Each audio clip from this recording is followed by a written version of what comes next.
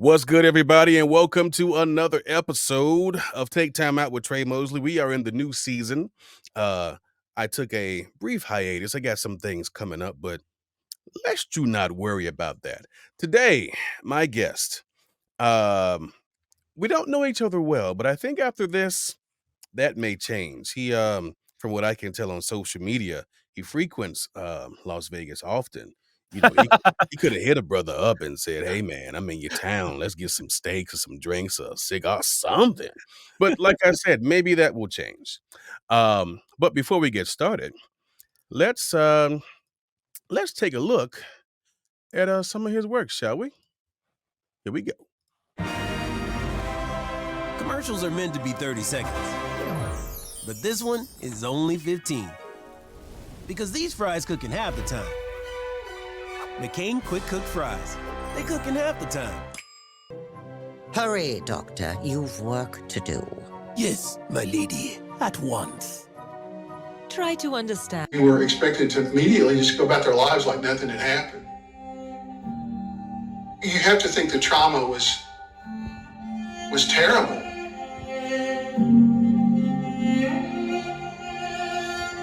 On reaching the house, I saw my piano and all my elegant furniture piled in the street.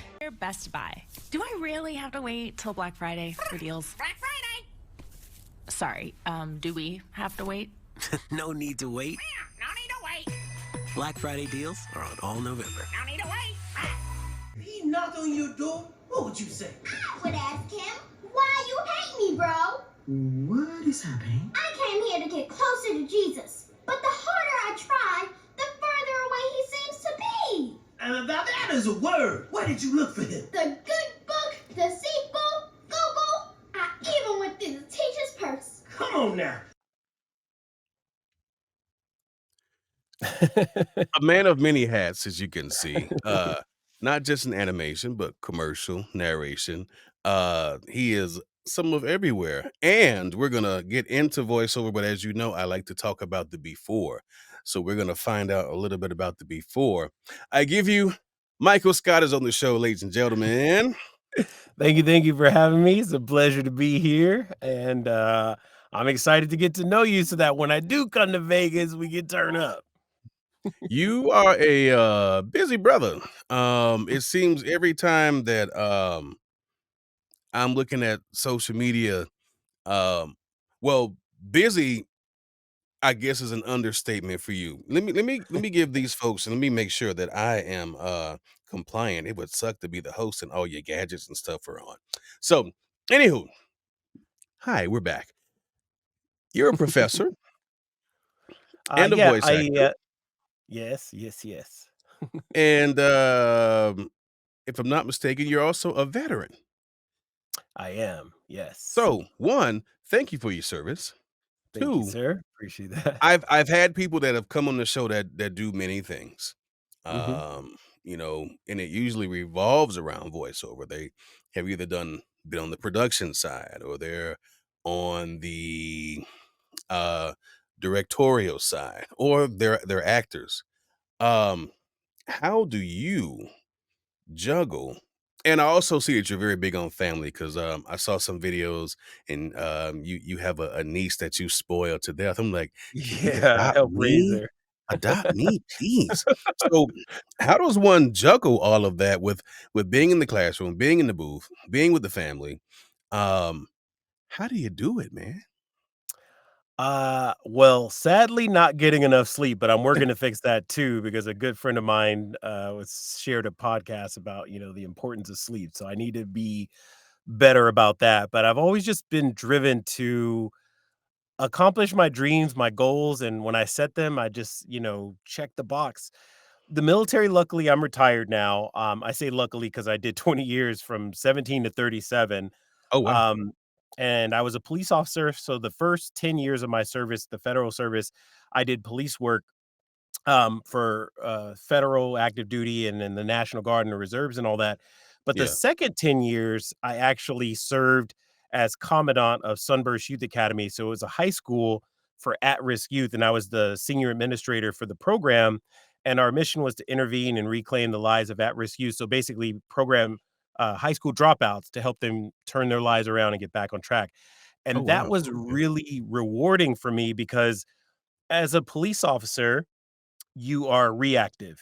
Someone does something and you put handcuffs on them, and it's a negative experience for them and for you. And Yeah. with education, you can be proactive and you help them before they need the handcuffs, and it's a There you go. positive interaction for them and you. So, along my path in college, I realized that I enjoyed education more than law enforcement, so I kinda shifted that way. So my degrees are in history, philosophy, criminal law, and, education, which is what I teach. I basically teach teachers. It's, anagogy and pedagogy, the art and science of teaching youth or adults.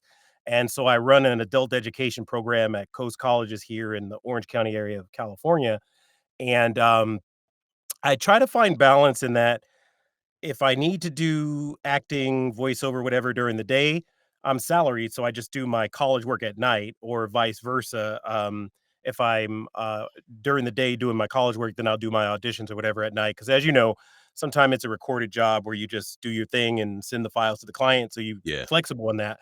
But if I'm booked, then I make it happen. Like, to answer your question, like, if you wanna act, if you wanna be a part of this industry, once you book, you make it happen. There have been times when I'm on set because I do on camera too, and I'll literally be in like hair and makeup and have my AirPod in, and I'm in a manager's meeting, at my college because I'm trying to be there, try to be present. So I do Yeah. my best to strike the balance, but at the end of the day, when it comes to what I want to do in terms of like if I'm on the mocap volume or something like that, I shut it down. Like that's my focus. Whatever I'm doing at that moment, that's what I'm doing to try to find that balance.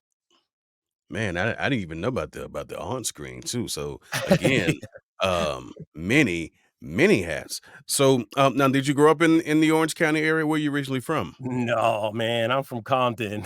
There's Oh, no y'all heard what he said. He like, "Nah, No, bruh, that came later, this man, that just for came show. later. Let me tell you where I'm really from." Okay, that's what's up though. So, No, I grew up in Carson, Compton area and bought my first house in Compton. That's where I've lived most of my adult life. I only recently came to Orange County in the last, 2015. 2015 is when I moved to OC. okay. See, we've learned something today, folks. Um, so talk about, now when you were in between doing, law enforcement and in the military, um, were you doing any acting? Like, did it come natural for you? How did this begin? Sure, so I'll kinda answer it in 2 parts. One, I've always wanted to act. Ever since I was a little kid, I'd be in, elementary school plays, middle school plays, and high school. I was like the lead in Anything Goes and Damn Yankee, so I starred in musicals and, I would chip away at the dream. I would try to audition for commercials and things like that. So I've always wanted to act. I've done a lot of theater, a lot of improv. So I was pretty much training all my life, even simultaneously with the military education, all the things I've done. um, so that's the first part. I've always wanted to do acting, and even in college, I took acting classes or I would pay to, take private coaching and things like that. So Yeah, all through this time, I was on that road and went to the Groundlings and all the improv stuff, Second City. So that's always been a part of my dream. Now, to answer the second part, while in the military, I actually got one of my first big opportunities to do acting, ironically. So years back, I was on a mission, and I didn't know at the time he was a director. He asked me, how old are you? And at the time, I was about 23. And he's like, "You're a staff sergeant," which, if you don't know, Army ranks is pretty high for someone so yeah. young. And he's like, "You're just what we were looking for." And I'm like, okay, I have no idea what this guy's talking about. Long story short, it was the start of the Army Strong campaign. You know, those commercials where they're like, Oh, yeah. "There's strong and there's Army Army Strong." strong, yeah. Yeah, so I'm the guy that they picked to do a lot of that. So it was really cool because I got to do commercials, I got to do, movie trailers, I got to do, videos like, "Hey, I'm Staff Sergeant Scott, and this is how you run the obstacle course." So I was on the website. They literally made, like, cutout posters, full-size poster of me to, What? like, how to put your yeah, it was cool. I was like a little, like, internal A military military celebrity. celebrity. Yeah, yeah, and so ironically, that's kinda where I started. it was my very first official voiceover job many, many years ago. And I was like, oh my God, this is so much fun. This is way more fun than doing police work, you know? You And not to think? put that down, but it's Right. just it's true. And It is what it is, yeah. and so I do use those skills and that background to help me, if I'm booking something and it has to do with I'm gonna turn my gain down slightly. I feel like I'm super loud in my own ears. Sorry. Yeah, you good. Hopefully that doesn't mess it up on your end. No, you're good, man, Um, you good. I get excited too. I'm like a naturally excited person. So, those commercials really, for me, was like, "Oh my god, like, I can't believe I'm getting paid to do that." And that was a lot of my military career. Was like, there are times where I'm like, "Oh my god, you can't pay me enough to do this." And then there are times where I'm like, "Oh my god, this is, I can't believe I'm getting paid to do this," right? It's like the best of times and the worst of times. But those were some of my favorite things. So, as I was transitioning out and finishing my career, I knew I was like, I gotta shoot my shot. Like this is what I love to do, to the point where I would literally do it for free. Obviously, I'm glad to get paid. It is a business and we make a living doing it. But I knew for myself, if I love it this much, then I need to pursue this. And that's when I was like all in. Like I'm gonna make it happen. Man, that to start out and see, and this is why I like doing this show because everybody's story is different. You have Yeah. those folks that, I've always wanted to be in theater and I've been in theater since I was 8 years old, or, so and so inspired me to become an actor. Here you have this brother from Compton in the military serving his country. And they like, yeah, so you want to get on camera and do some things? Okay. And then knowing that you always wanted to do this, and it's like, here are the building blocks Yeah. that's gonna set your foundation for something bigger and better along the way. I think, that's really cool. Um, because oftentimes, especially as folks in our 20s, we're still in that discovery Yeah. stage. Like, what do I want to do? I'm 25. Should I be thinking about getting out the military, going to school? Do I want to start a family? All of this stuff. And, let's be honest, our 20s are also our years to screw up a lot. Oh And yeah. uh, yeah, I got the scars to prove it. And but one good thing that I when I talk to folks who have been in the military, it gives you a sense of structure. And Absolutely. Absolutely. I and I I think I love it for that reason. Like I am very grateful and proud of my service because it made me who I am today. And when I was at risk myself as a youth, it helped me get on a better path to the life I have now. And I'm forever right. grateful for that. And I think that uh get out of my eye. Okay.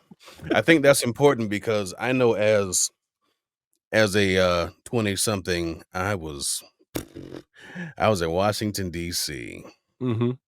had just left Florida, and I'm like, I don't know what this city holds, but before I leave, I am going to make a mark, good or bad. Y'all gonna remember me. And fortunately, it was for the good. Well, depending on who you ask, but I was never devoid of structure. I think sometimes you can be resistant to it, Right. but in the long run, you say, okay, you're resisting it because you feel, as the young folks say now, FOMO. You feel you're gonna miss out on something. Right. But then when you think about it, like, I'm not really missing out on anything. Um, and then you kind of steady yourself and say, okay, here's the course that I want to, um, get on and stay on. Um, when did it happen for you that now you're doing these things for the army, you're doing the commercials on screen, you got a taste of the VO? Um, where did you lean to most? Did you continue to want to be that on camera guy, or did you start to feed into the voiceover thing? Like, when did the shift happen? I think I've always wanted to do all of the things. Theater is where I started, but theater, as you know, requires a really big commitment in terms of Yeah, physically being there at rehearsals and all that kind of stuff. Um, and so I was booking commercials, on-camera commercials, because it's in and out. Like that's some of the yeah, best work you can do, I'll just say. If you come on set, it films for maybe a day or 2 at the most, and then um, you out of and there. and then you're out of there. So I really love that aspect, but you don't really get a whole lot of time to play characters and do that. And I grew up playing with action figures, and I had Ninja Turtles and I would do the voices for them, and I had X-Men and I would do the voices for them, and Batman and all that. And so I always wanted to do voiceover. I was fortunate enough at Comic-Con to meet Alyssa Gentile, who I always sing her praises. She was my first voiceover agent with Vox Inc. And Mhm. she mentored me. She told me where to take classes. She told me where, what microphone to buy, where to go network. She really guided me along in my career, and I'm so grateful and fortunate because she saved me time and money and honed that skill. To answer your Yeah, question, it made me really wanna lean in and voiceover because I had someone on the inside who took an interest in me and helped me, map out my career. And with that being said, the training I got, because I think a lot of people just wanna leap in, they think they're a natural, and our industry requires training, believe it or not. I mean, even my little nephew, he's a little kid, and he's really good naturally, but he's so much better if I coach him on an audition, and he books all the time. We're even in several video games together and things like that. nice. But the point being, you have to understand the flow, get some training, get a demo, get an agent, continue training, repeat. And so once I started booking, uh, it, it I learned from another mentor, Jason Lanier White, to like talk about Oh, it yeah. because people don't know in our industry. You could do like a ton of voices for a ton of clients, and people just don't know. So I tried to be better in education and in the military. It's very private. You try to not put your business out there in terms of Right. social media. So I only recently started posting stuff on Instagram and things like that, but showing people that I was booking helped because they knew I was booking before my stuff would come out, and then boom, it start coming out, commercials, animation, video game, Yeah. films, TV, all the things. So then I had the tangible stuff. But the biggest problem I run into, which is why I'm rebranding now or had to rebrand, is because my name is Michael Scott. If you Google me, you're gonna get Steve Carell, you're gonna get The Office. It's gonna Oh, happen. yeah. And so yeah, it's a problem. So a lot of my IMDb credits go to all these different Michael Scotts, even when I'm on camera and it's my face. I had to That's fight with crazy. IMDb like I'm on the cleaning lady, and they gave my credit to this person who is not black, I'll just say. And I'm like, it's here's a screenshot of the scene. Here's a screenshot of my face. Like this is me. Here's the pay stub and everything, and they still fight me on it. So that's been a challenge because I was real Michael Scott, hoping that would help, but then people wouldn't look up the real, so all my credits were an issue. So Oh, now I wow. rebrand it to Michael Scott Action, so at least my first name is first, and then you can easier find me by a picture and all that. So that I've learned has been a problem because in all the projects I've been in, it's really a challenge to get the credit for it, even if Yeah. it's my face. So that explains the Action Yes, Studios behind yes. you. Action works too because 'cause I'm also started directing, so it works as an actor and Oh, a that's director, cool. and I'm a man of action, yeah.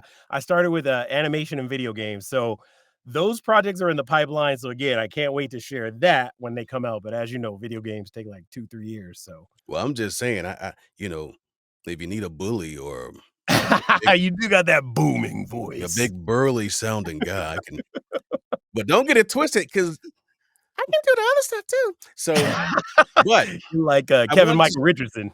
yes. Matter of fact, there's a video game I did, Cobra Kai Rising Dojos, Oh, nice. and I had to play a 16-year-old, so I was like this for 3 hours, and they're looking at me Yeah. like, "How are you doing that?" Like, "I don't know. It's there." But I want to show You you got the something juice, man. because you mentioned you love action figures. Yes. If you're ever Yes. in Vegas and you get to come to my studio, I don't know if you can see that. I can, Captain America. So I got Captain America, up here in my sound bar, I got Transformers over here, I I got got, Transformers in here too. Luke Cage, oh my Hey. goodness, Megatron and Galvatron next to each other, Rodimus and Optimus next to each other. Yeah, it's It's Yeah, I same tell my here. friends that, one thing voiceover has allowed me to do is to not grow up, and growing up, I was not afforded a lot of things, Yeah. and, now it's like, "Oh, Transformers are on sale. I'll take 10 of them, thank you," and Yep, keep it moving. yep. Um, My so I studio too is full of things, action figures and stuff all around. I and could I haven't even mentioned the Funko Pops, so I'm just saying, yeah, you there know, is a little bit of something everywhere I got a around little here. it's all over the place.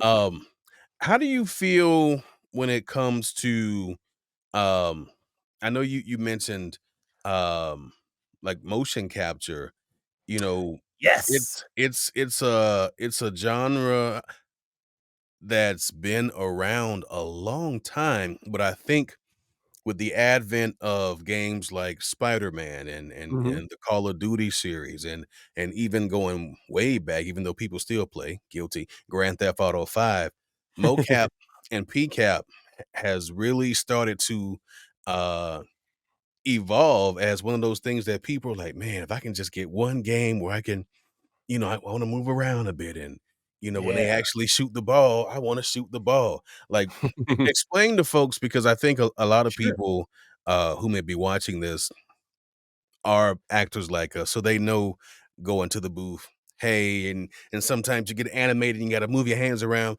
but it's Yeah. different when you put that suit on and those dots Yes. on your face and your body. Like, how are you able to, create the character because you're literally now the character? Yes, so I'll explain it briefly. It's called mocap or motion capture is what it's short for, or PCAP you might hear, performance capture. And it could be a couple different things. They could just get your face and put little dots and things on there so they get your expressions and your emotes as you go through it. Or it could be full on, you wear a mocap suit and it's got these little tennis ball things on there. And everything you do, the character will do. So imagine the Incredible Hulk, which obviously he doesn't exist in real life, but you put the little things on there and then boom, they put you in the computer and you're the Incredible Hulk. So whatever you do, the Hulk does. So that's mocap in short. I have always been a very physical person. I actually grew up martial arts background. I could, believe it or not, do backflips and stuff Wow, and okay. love that stuff. So stunts, being physical is always something I also have been interested in.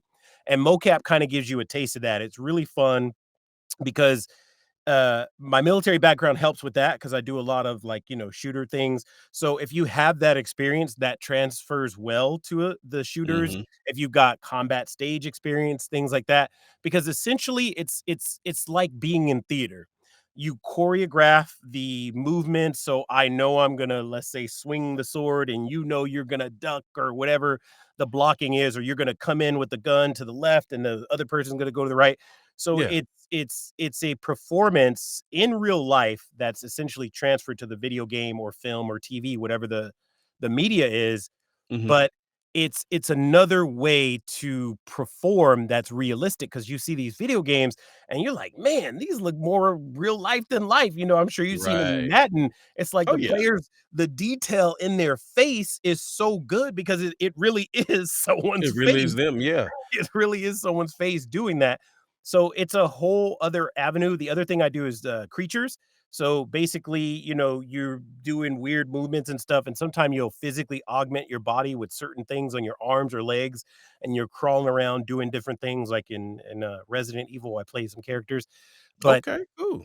you have an opportunity to play things that don't exist, not just with your voice, but with your body. With your body, yeah, Mhm. that's cool. Yeah.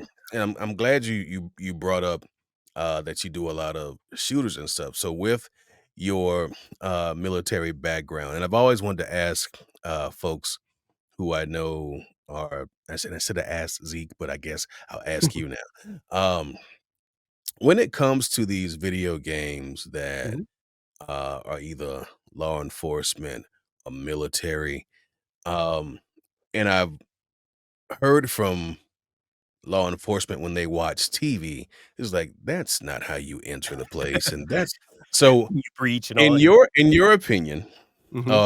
or factual, how do you feel the action, whether it's, CQB or, you know, long range shooting or the way they hold a certain apparatus. How accurate are these folks? And do you ever say, well, he wouldn't hold the gun that way, or he wouldn't holster it that way, or when he enters, we don't just come in and do the left, right, like they do on TV and the movies. Do they usually ask for your consultation, or do you offer? Yeah, I can give you some real life examples on that. So one of the games I'm in is called Battlefield, and Battlefield is very Oh, much love it. lean towards realistic military movements and things like that. You also have to consider, like, I'm Army, that's my background, but every branch is different. Air Force, Navy, even we have a Space Force, right? Sure. So everyone's experience is different within their branch and within their specific job, which in my case was I was a police officer.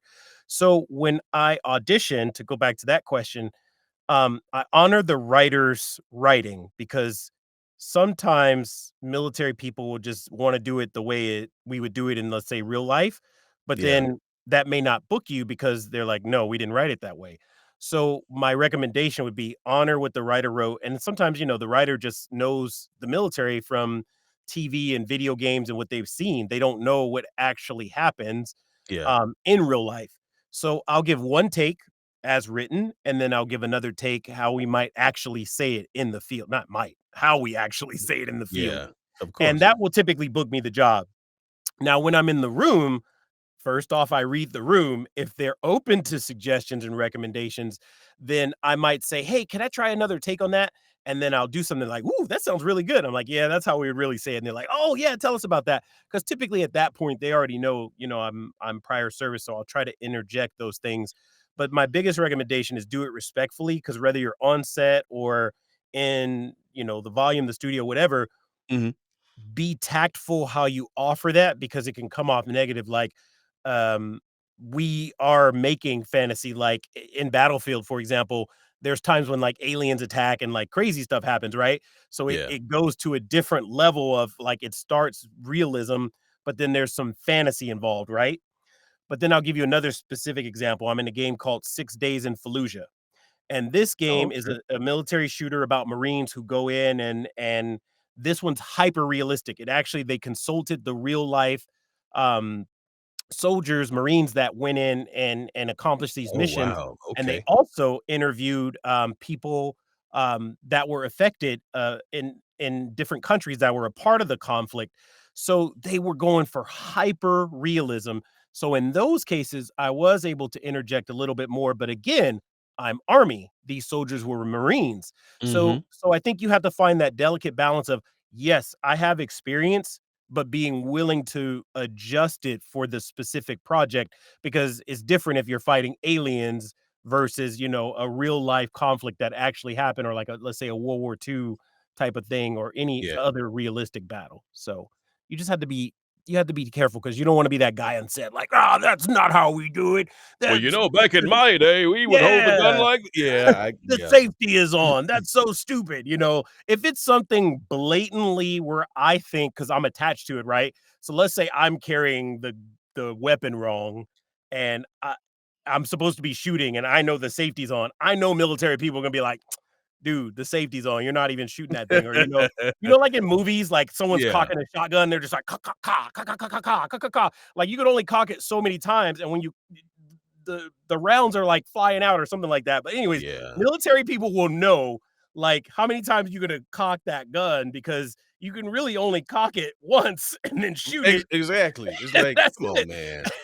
But you see they're like, and yeah, it's if it's something blatantly obvious that it will not seem realistic, then Mhm. I will respectfully speak up. But I'm also respectful of the art and the creator and the director and their process, because they may have information that I don't have in the big picture of how the project's gonna end up. Sure. Now, you said that now that you're doing, you're directing now, Mhm, and, I like to talk to people who have gone from behind the mic to behind the booth because I do it as well. mhm. I've had to also had to cast, so it's Nice. very different. Mhm.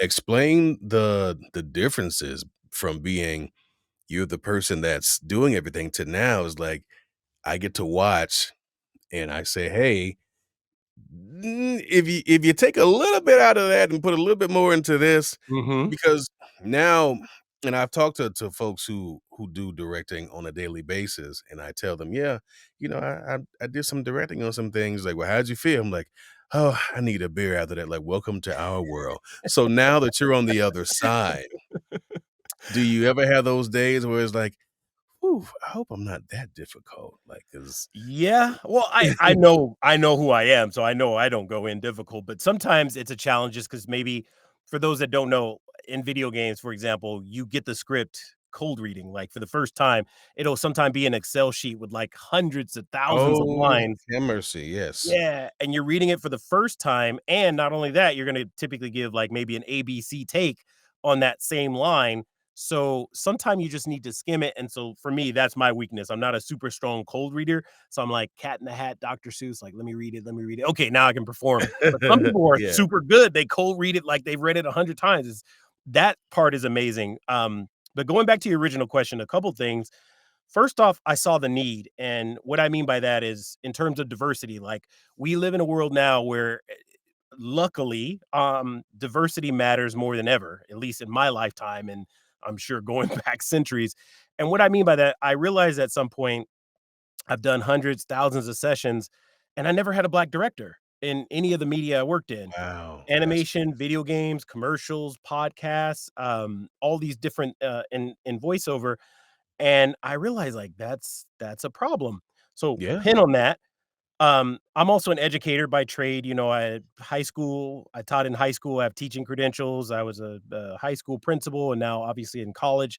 So the education piece of me led into coaching because when I got good at booking and helping other people book, they'd be like, "Oh man, I booked this job. I booked this job." And so I was like, "Okay, I guess I'm a pretty good coach because I'm an educator."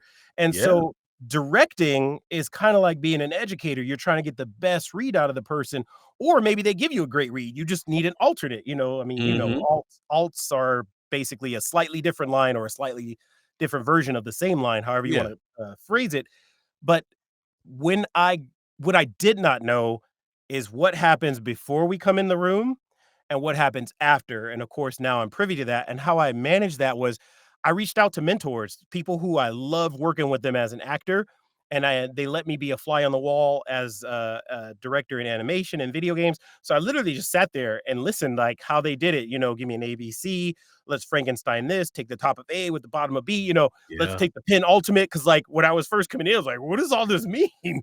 And so, like, the just like any, uh, uh industry, you have jargon. I did not know the jargon until I started sitting in and getting in more and more sessions, and this stuff yeah, just comes with time, and so those words started clicking with me, and then, of course, every director has a different style. So just like being an actor, when I started, I worked with certain people because they were really good at video games. I worked with certain people because they were really good at commercials or animation. So now it's the same with directing. I work with people who I admire as directors, and I pull what they know so that I can be better at it. And that's really the goal moving forward. Lastly, I'll say it makes me a better actor because going back to your original question, seeing how they come in, how they approach things, how they prepare, if they have time to prepare, because sometimes they get the script in advance and they still come in like they read it for the first time, right? yeah, Uh, uh, that's a problem because the expectation, right, if they got it to you in time, is that you've done some kind of preparation. So I think that everyone comes in with good intentions. I haven't run into anyone that's come in with, like, an attitude, but I do hear from some other peer directors that people come in with, like, almost like a celebrity persona, like, but not a good oh, celebrity, like, yeah. make sure I have only green M&Ms in my trailer kind of thing when Yes, when what I what step is on the this scene. lint? I don't like this mic, it has too much lint on it. There's too much Please, air in the studio. I release need me, less I air, you and I'm know? spent. Yeah, I get it. So I haven't worked with anyone who hasn't been just so thrilled because that's how it is, right? Like even me, like every time I book, it's like the first time, like it's Disneyland. I'm so excited. I'm so happy. Like I'm so happy to be there. So I think sometimes it's just maybe calming them down to get a more realistic read because they're so Mhm. excited, or picking them up because maybe they're having a down or an off day and trying to use that to enhance the performance. But I really do love it. Like directing has been a huge opportunity that I'm grateful for, and I'm looking forward to, like, really cultivating and growing that side of my creativity, so, yeah. That's cool. You know, and funny you mentioned that. I remember, being a fly on the wall during a session, and this particular session had a celebrity, and, I already feel like I know where this is going. so if it were you and I in the booth, Mhm. and let's say the line was, "Stop, here he comes," and we'll give him, Mhm. "Stop, here he comes," or "Stop, here he comes, Yep. stop, here he comes." 3, at least 3 Yeah, options. at least. And it was like, "Okay, your line is 'Stop, here he comes.'" And she was just like, "Stop, here he comes. Stop, here he comes. Stop, here he comes." I'm like, "Is the is Exactly the the is the same. is the needle on the same song?" "No, stop, here he comes. Yeah. Stop, here he comes." I'm like, "How is she good on TV?" But Yeah.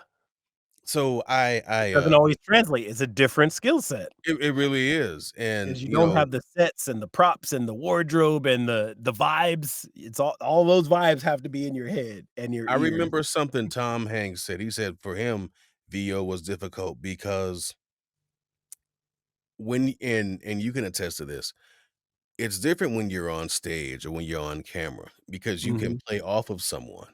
Yes. But when you're in a booth and maybe the booth director is saying the part of the person, because it's Mhm. very rare nowadays, and I kind of wish they bring this back because I watched all the old videos of the Yeah, the ensemble ensemble cast. cast, yeah. Yeah, man.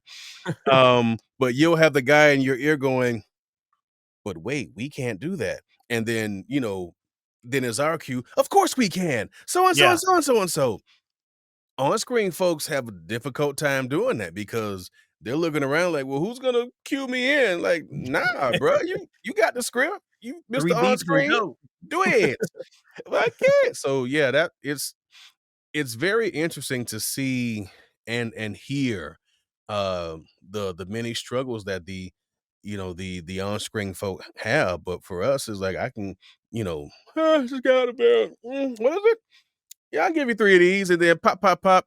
I've done promo sessions where literally I got out of bed, like, say, 7:45. The sessions are Mhm. like 8:15, and they just sent the script at, like, 8:12. Oh, I'm like, yeah. "Oh, okay." And, I'm saying whatever, Boom. whatever, "Tonight, 8/7 Central on USA," and then I'm done. Yep. Somebody on screen would be like, "So, how do you What's want my me to say it?" motivation? Yeah, you should know. Tonight at 8? Yeah, is it 8. tonight at 8? Like, are you asking a question? No, that's not how it goes, sir. So, I went to Juilliard. well, Juilliard ain't teach you how to read a cold script, buddy, but, I digress. Um, let's go back to, something you mentioned, and, I feel, as a person of color, it's important to talk about, and that is diversity in voiceover. Yes. Um, you know, and to your point, not only are we not seeing folks that look, walk, talk, and sound like us in the directing spaces, not Mhm. much in management or in representation. I Yes. can't I c other than Portia Scott, Yes. I can't think of. I know And who represents me as a director now. oh, well, then there you Scott. go.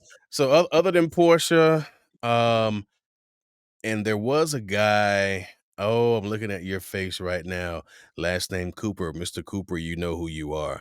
But other than that, oh, and then on the directing side, there's my good buddy Everett Oliver. But other Yeah. than Everett And he more directing, coaches, yeah, he yeah, coaches. he's more coaching now, but he definitely Mhm. was a booth director in his Right, time. back in The Simpsons and, King of the Yeah. Hill. I've worked with Everett. So so you got, other than Everett, Portia on the management and First off, representation. it's sad that we had to dig this deep to figure out our people in The these positions. We're eh like, "Let me right. see, That is, and that right yeah." there is the rub, sir. That's my question. How do we get more of us in these spaces? I think first, one, we're having these conversations, and I would say whoever's listening, The problem is when people get upset about diversity, if you're finding yourself being angry and frustrated because you keep hearing this, then you are privileged in some way that it hasn't been an issue for you because you've seen representation for Come so on now. long. And I'm Come not on gonna now. get in a whole race discussion, but Yeah, yeah, I got you. you know, if hearing the word diversity just burns you up inside, there's a different issue. And Correct. if you don't want other people to have an opportunity, it representation matters so much. Seeing yourself on the screen, hearing yourself on the radio animated, it doesn't matter. Like seeing that for all people of color all around the world is life changing.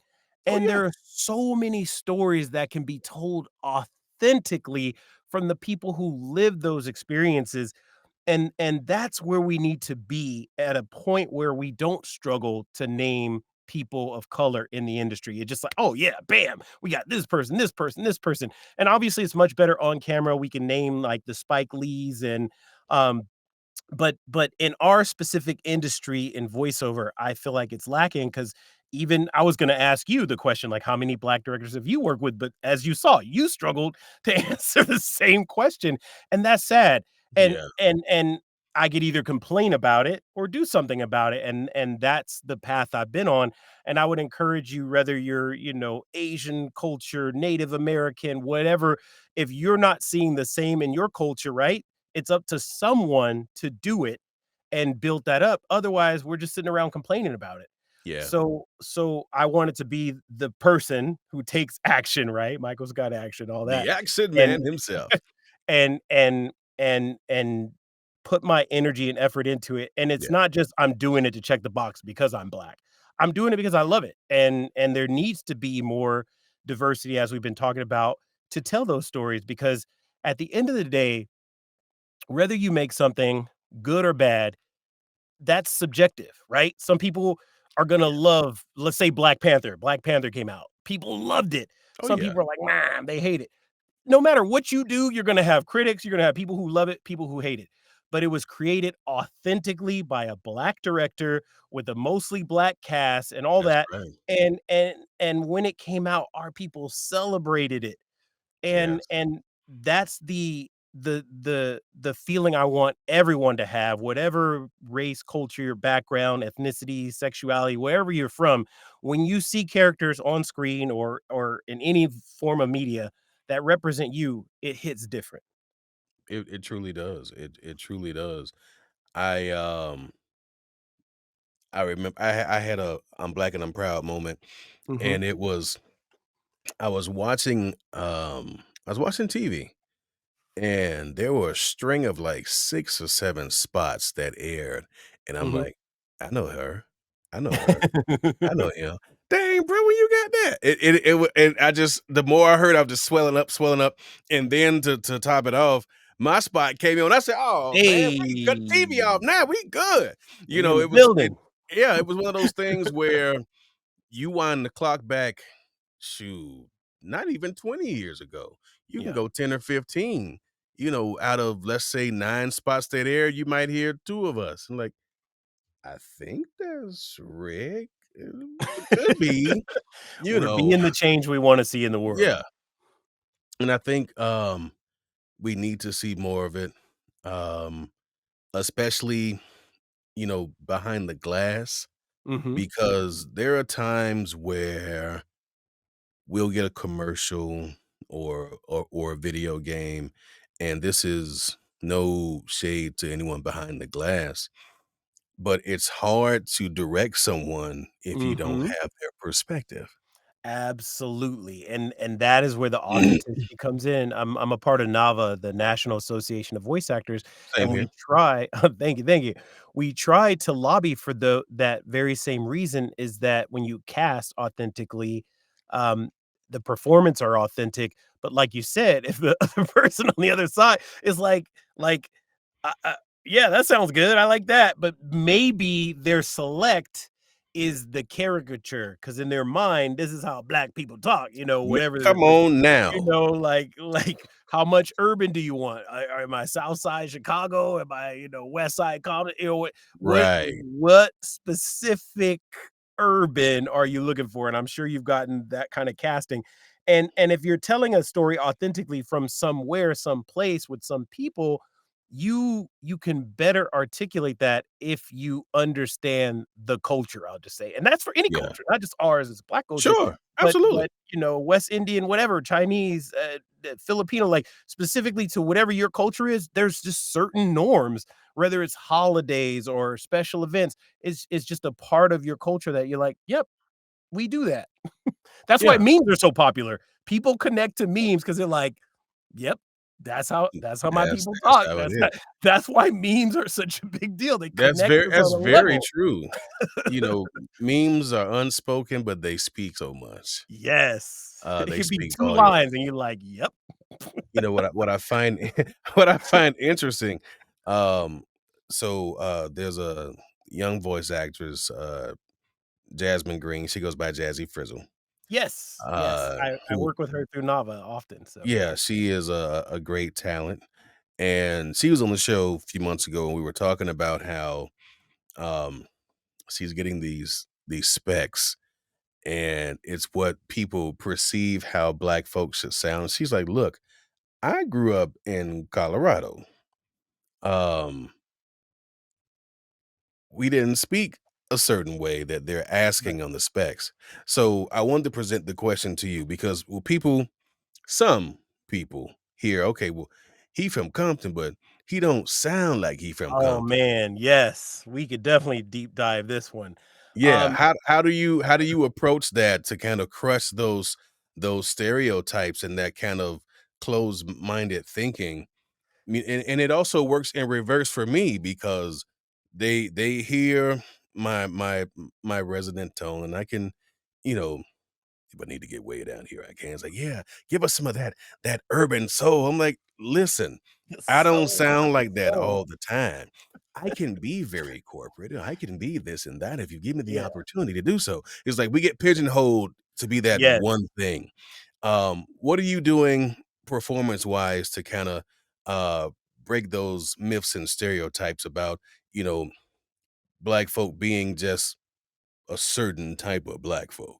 Yes. So I'll talk about it from both my personal life and the performance side. On the performance side, I try to ask more questions to get more understanding of the character, where he's coming from. Obviously, if it's a commercial, it's something quick.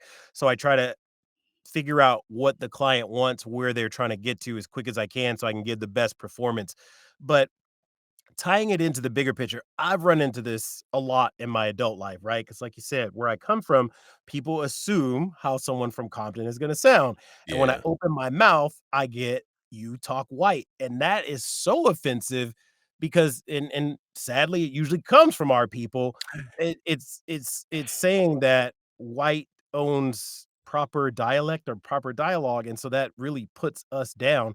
Yes. And so I have struggled with that because I can go from, if I'm with my cousins, people back on the block, right? I can go to African American vernacular, but again, that's different depending on where you're at. So Yeah. I can go from speaking to friends and family in Compton to speaking before Congress, which I used to do at my school every year at Sunburst Youth Academy I mentioned. We would literally go before Congress and present. So because of my education, I became really articulate. And I really struggled with that in the beginning of voiceover because I used to say everything so, word perfect. Just Later under enunciate those yeah, I T's. used to enunciate the I hell get out it. of these Yes, words. sir. And the funny thing is I started booking when I pulled that back and just let my natural tone come in, which is, to answer your question, a blend of both. It depends on the circumstances, right? If I'm out with my mother, I have a certain way of talking to her because she's my mother. There's a certain level of respect. And if Yes. I'm out with my best friend, there's a different way we talk because, it's more casual. If I'm presenting in a education conference, I'm gonna speak slightly different. So to answer both questions, I it depends on the circumstances and the situation and who I'm talking to. Am I talking to my niece, my daughter, whoever who is the character I'm interacting with, and understanding what that relationship is so that the character does sound authentic. But going back to asking the questions, it's where exactly is this person from if you want it to be urban? Yeah. What city am I adding, a New York dialect? Am I adding Is it fantasy? Is it some the creatures from outer space, right?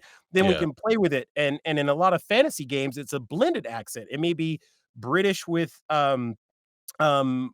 African or something. You're finding the right tone for the character, and the best way you can do that is to give options if they're asking like, "Oh, we wanted a little bit more this or a little bit more that." I ask for an example sometimes. Like, Oh, where that's fun. because I would because I love love to be in a yeah, like, session what do where they're going, how? "Yeah, we like to be a little bit more And hardcore, more then urban." And you yeah. go, "So give me an example." So what's Um, funny is when they hear that, they realize like, "Oh, I'm probably asking you to do some racist shit," you know? yeah. I always tell people about the session that I had. Um, it was this Dutch company in the Netherlands, and the guy Uh-huh. was like, "We want you to be more black." And I'm like, "Bruh, have you seen me? I can't Uh, get how one. how how much blacker you want me to be, sir? I need to know what you." And now Right. I'm just pressing the buttons. And I knew what he was wanting me to say because the way I was speaking in Uh-huh. this particular script, it was very corporate. There was Uh, no urban dialect, but they wanted something a little bit more swag, a little jazzy. Like, yeah, we doing, but I was like, today, these corporations, but they wanted it to be a little bit, more edgier. But he yeah. did not I want know. some chicken. It's But like, that dude said to me, Mr. Scott, as right here on Beyonce's internet, we need you to be more black. And I'm like, son, ain't that much now sunlight in the world to go stand outside in? that is so problematic for so many reasons. Yeah. And I got some what I call VO reparations because they paid me double. They Oh, paid me man. double, and I was like, "Thank you for your guilt. We'll take that times 2. Appreciate you. You guys come on back now. Anytime you wanna insult me again and give me a little change, And I'm and your I think guy."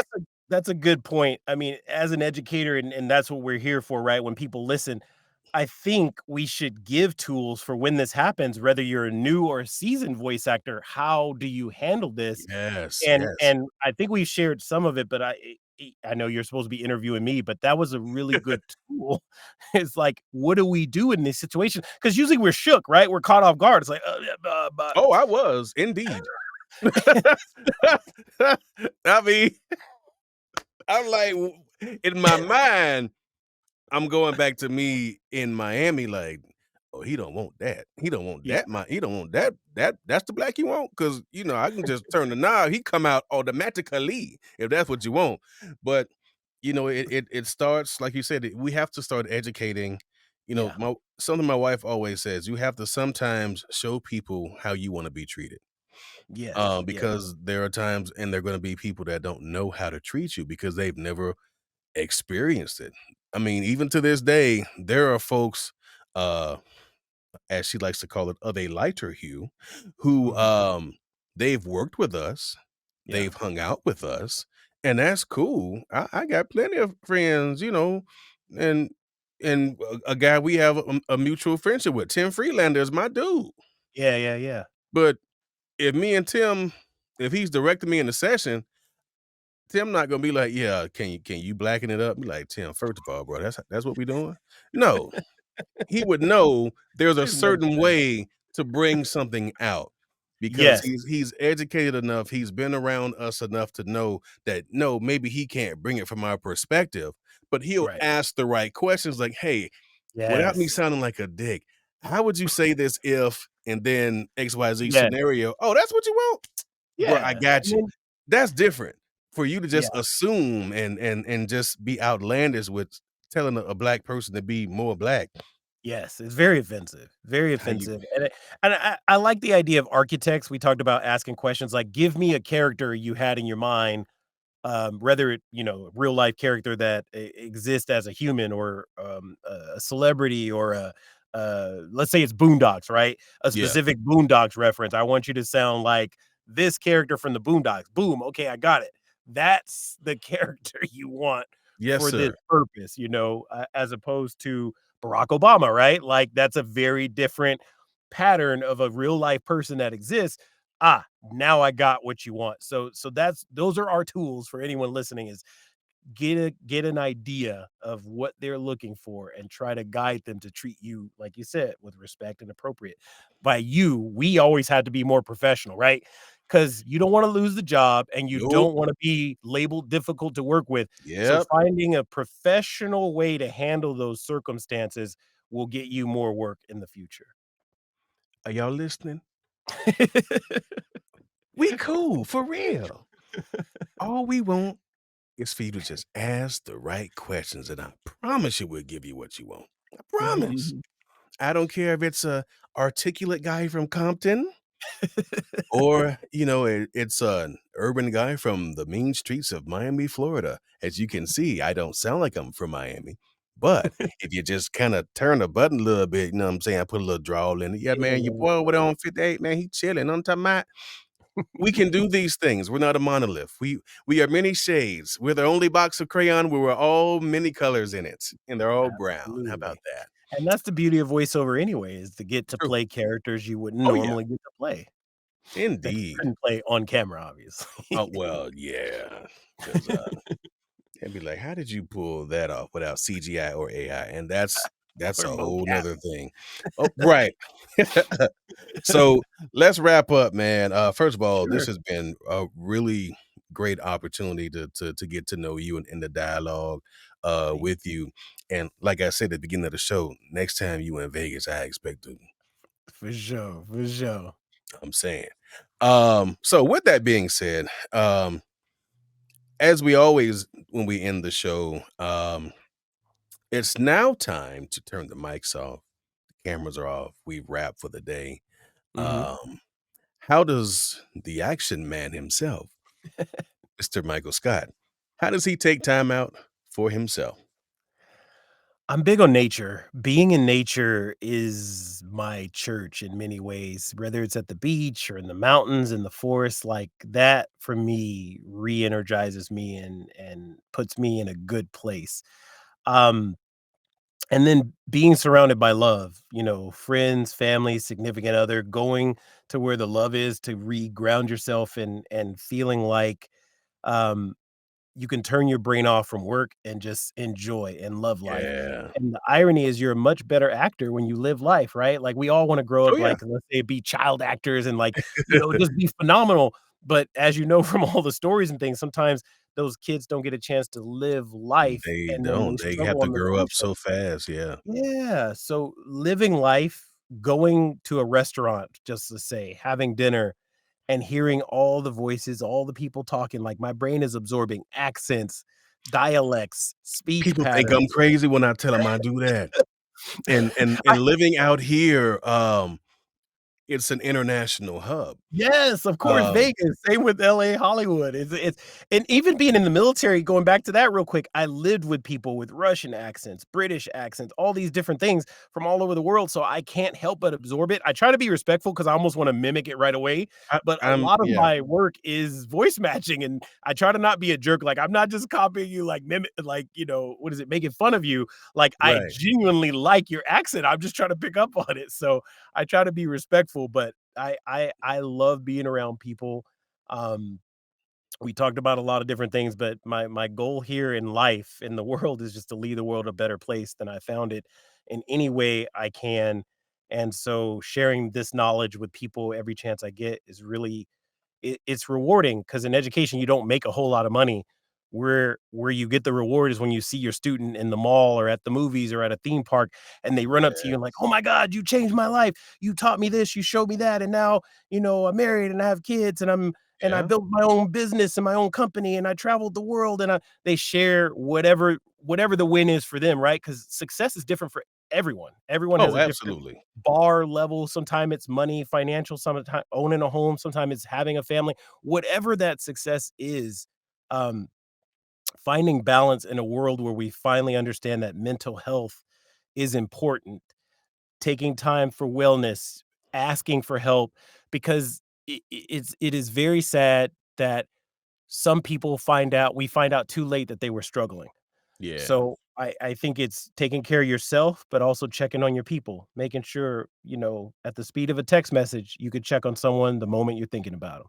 Something I do often and very random. I send text messages out to my VO friends and family. Yeah. Sometimes it'll be a text to say, "Hey man, kick ass today," Mhm. or like, "Hey, if nobody told you, I'm proud of you." Me Yes. and my wife have a thing that we do daily, and it just says, "I love you today." Love And that. it's just because you never know at that point in time, um, you know, bombs go off, but if you Mhm. know how to diffuse it, you save the world. Even if it's a small world, that one person put it one person's particular world, but you Abs saved the world today. So Yeah. I think it's very important to you know, be mindful of mental health, not just for ourselves, but for others. And like you said, Absolutely. you hate to want to find out when it's too late. Like, man, I didn't know they were going through that. And it's like, if Yeah, we're only I all could going have, through shit. yeah, could we all going through something? Whether Mhm. it's, and especially in our business, Yeah. you don't like to say the dreaded imposter syndrome, but Yeah. some people shrug it off like, "Man, I don't know about you, but I'm getting it." And then you have some folks that they really sitting over there, like, "I haven't booked in a week." They don't love me no more. And it's like, "Nah, man, just slow week. Next week you're gonna have 5 gigs. Maybe you have 3 gigs in a day." Or Just one gig that's so big, you don't even need the other gigs right yes, now. sir. So, it's going to happen. But I think it's very important. For me, uh, family is important. Um, as I sit here looking at the clock, because when we wrap, my wife should be coming home from class, and Yeah, it's my go have night to make dinner. dinner, and I'm gonna cook for my baby, and we gonna eat real good. Um, Tell the fine folks how they can reach you on the internets, man. Give them your So socials and stuff. yes, as I said earlier, rebranded Michael Scott Action for everything. So on Instagram at Michael Scott Action. My website is brand new. www. Do we even need to say that anymore? I, I don't think so. it's Just okay. now No. you can Google me, michaelscottaction.com. Michaelscottaction.com. Thank you so much for having me. It has been a pleasure. No, man, same here, same here. I've been watching from a distance, and I was asking folks like, "Who do y'all think I should bring on the show?" And your name was, "Get Mike, get Mike." I'm like, "Okay, okay, I'll talk to him." And I know we had a little hiccup trying to make it happen, but we got it done, and Yes, I'm sir. so very glad. But thank you so much for hanging out with me, man. And uh, first rounds on me. That's all I'll say. Uh, I'm a cheap date. I don't drink, so That's even better. That's what I like to hear. Keep save your money. I'm like, I only spent $50 on him. He good. All right, y'all. We're gonna get out of y'all here. I don't have any, but you know what I mean. Thank y'all for taking time out, and we go. Thanks for listening to the Take Time Out with Tre Mosley podcast, part of the Titan Media Network. You can find us on Spotify, Apple, iHeart, or wherever you get your podcasts. To see the video version of this, you can find us on YouTube on the Take Time Out with Tre Mosley YouTube page. Thanks for listening, or thanks for watching. Either way, we'll see you next time.